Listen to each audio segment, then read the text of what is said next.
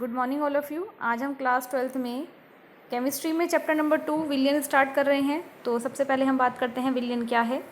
जैसे कि आप यहाँ देख पा रहे हैं, दो या दो से अधिक अवयवों के समांगी मिश्रण को विलयन कहा जाता है, जैसे नमक तथा जल का मिश्रण, ऑक्सीजन और नाइट्रोजन का मिश्रण, चीनी और जल का मिश्रण। देखिए समांगी मिश्रण क्या होता है, जब दोनों चीज़ें यानी एक साथ मिल जाती हैं, घुल जाती हैं एक साथ। कहने का मतलब है कि अगर पानी में चीनी को डाल दिया जाए, है ना, यहाँ कह रहे हैं ना जल और चीनी का, तो चीनी क्या होगी, पूरी पूरी मिक्स हो जाएगी। इसी प्रकार जल में नमक भी पूरा क्या हो जाएगा, डिज़ोल्व हो जाएगा।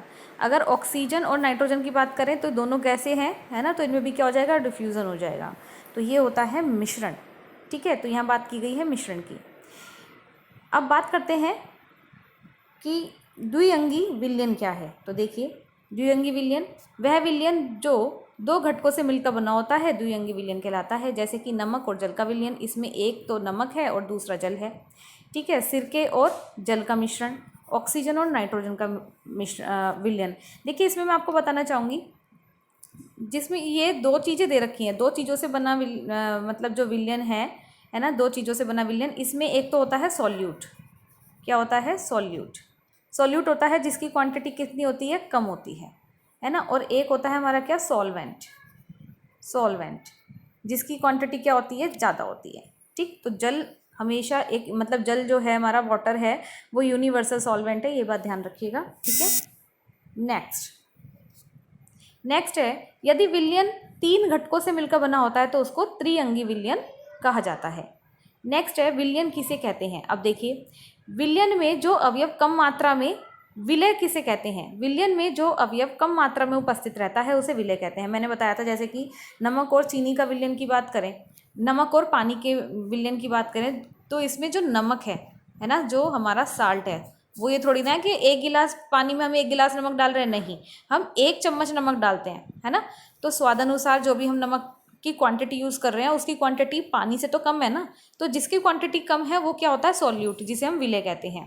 ठीक है, किसी भी विलयन में विलय एक या एक से अधिक हो सकता है। यानी जैसे कि हम नींबू भी डाल देते हैं, वो भी उसमें वो है, नींबू पानी बनाना है तो वो भी क्या है, सॉल्यूट है उसमें। अब दूसरे शब्दों में, विलयन में विलायक के अतिरिक्त उपस्थित एक या अधिक अवयव विलय कहलाते हैं। देखो, जो सॉल्वेंट है वो तो पानी है। अब हमें शिकंजी बनानी है, सपोज शिकंजी में हम क्या डालेंगे, चीनी भी डाल देंगे, काला नमक भी डाल देंगे और नींबू भी डाल देंगे, तो हो गई ना, इसमें तीन चार चीज़ हो गई, मिक्स हो गई इसमें तीन चीज़ें। तो ये तीनों चीज़ें जो हमने मिक्स करी है वो क्या है, वो विलय है। और विलायक क्या है, सॉल्वेंट, पानी है। और इन विलय और विलायक मिलकर क्या बनाते हैं, विलयन बनाते हैं, जो कि हमारे चैप्टर का नाम है। ठीक, अब नेक्स्ट, विलायक किसे कहते हैं। विलायक वैसे मैं बता चुकी हूँ आपको, जिसकी मात्रा अधिक होती है, जैसे पानी। तो यहाँ पर आप देख पा रहे होंगे, ये देखिए, यहाँ ये कह रहे हैं, विलयन में सामान्यतः जो अवयव अधिक मात्रा में उपस्थित होता है उसको सॉल्वेंट यानी विलायक कहते हैं।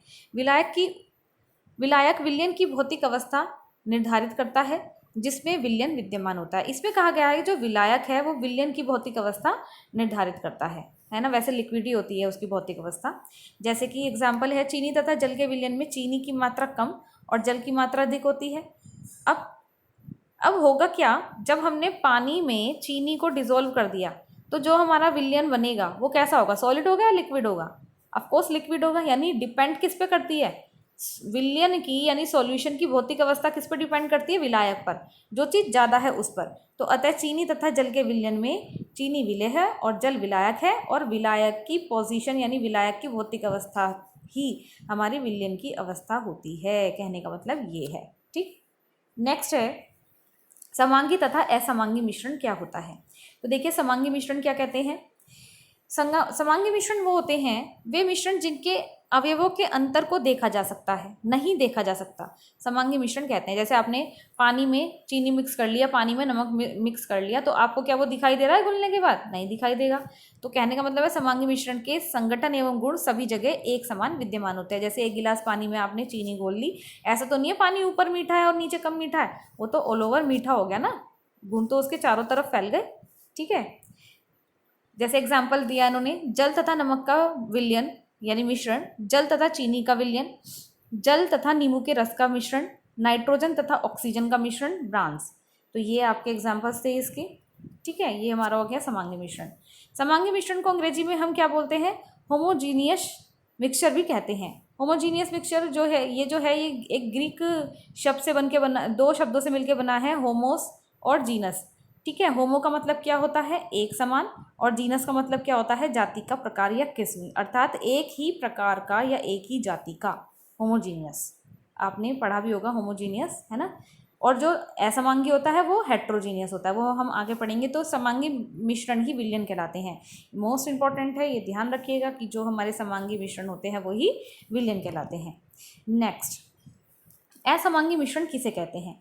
तो देखिए, असमांगी मिश्रण किसे कहेंगे?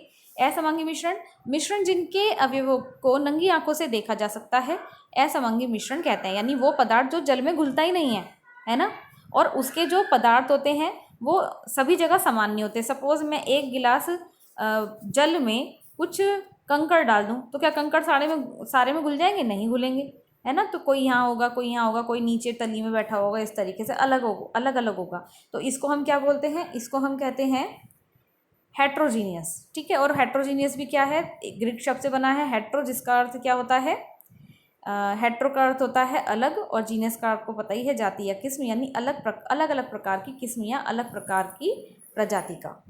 इसके एग्जाम्पल्स दे रखे हैं, जैसे तेल तथा जल का मिश्रण, है ना। ये एग्जाम्पल्स बहुत पूछे जाते हैं, तेल तथा जल का मिश्रण, रेत और चीनी का मिश्रण, और धुआं तथा हवा का मिश्रण। क्या हवा में धुआं मिक्स होता है? नहीं होता। क्या रेत और चीनी आपस में मिक्स हो सकते हैं? अलग अलग किया जा सकता है, उनको अलग अलग देखा जा सकता है कि हाँ भाई ये चीनी है, ये रेत है। और ऐसे ही पानी में अगर तेल डाल दें तो क्या होता है, वो उसकी ऊपरी सतह पर क्या होता है, सरफेस पर तैरने लगता है, उसमें घुलता थोड़ी ना है। ठीक है, तो आज के लिए इतना ही, आप इसको नोट डाउन कर लीजिएगा। Okay, thank you.